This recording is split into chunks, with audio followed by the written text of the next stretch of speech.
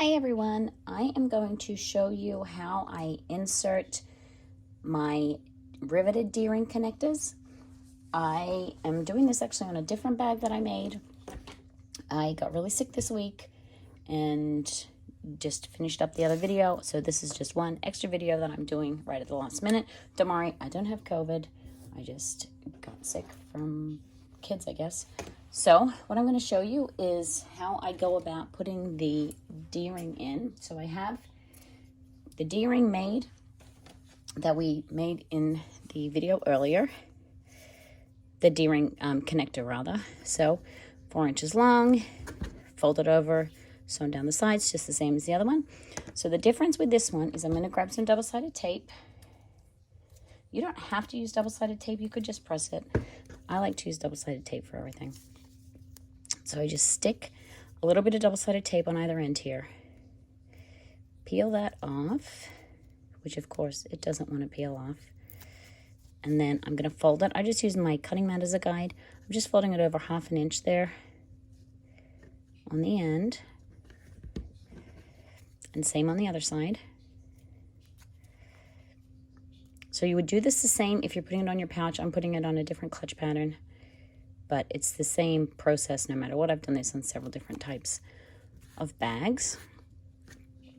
So just folding that over, 1/2 inch again. Okay, so you have your piece like this. The next thing that I do is I take my punch and I punch a hole, and you can measure this. I just eyeball it, but I go a little less, no, probably about 1/4 inch in from this side edge here and centered. So I just eyeball that to punch it. There, and then to match it up, I fold that around like this, and then I punch through the same hole, making sure that everything is lined up right. And that gives me a pretty even placement on both sides.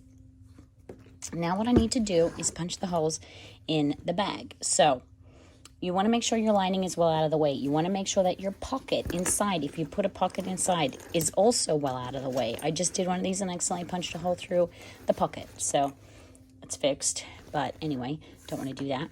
So keep that well out of the way. So what I do, you need to use the hole that you're turning through. Stick your hand in there just to kind of feel around with what you're doing. Take your piece of fabric there, and I just like to wrap it around the edge to get an idea of where I'm going to put it. Now, I have to mark it. You can use a pen or whatever you like to mark that. I actually like to line it up, and then I take my awl and I just poke it straight through, making sure again that your lining and a pocket piece, if you have one, are out of the way. So I just poke it right through there. Wait, make sure it's lined up right. You fold that in half, make sure that that's centered there. I just take my awl, poke it through one hole, and it should, there you go, come straight out the other side. So that's just to guide that. So now I have my hole there. It's just through the exterior. The lining is out of the way. The lining is not closed yet.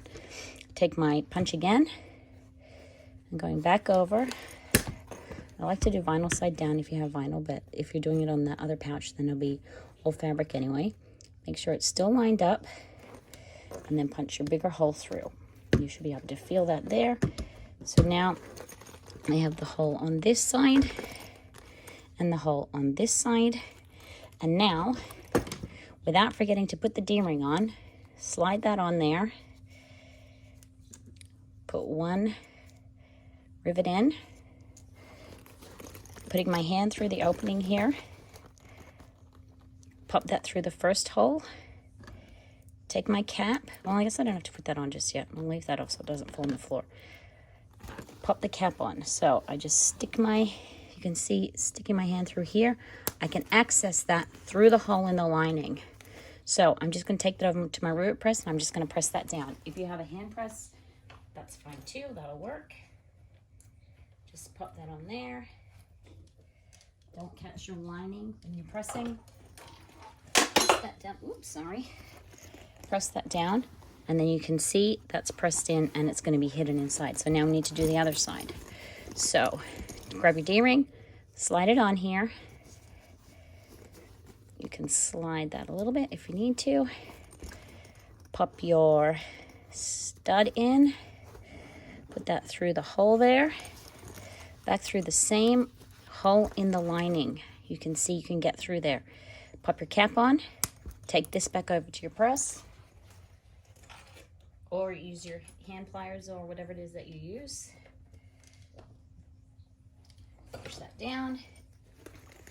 And then you have the other side done.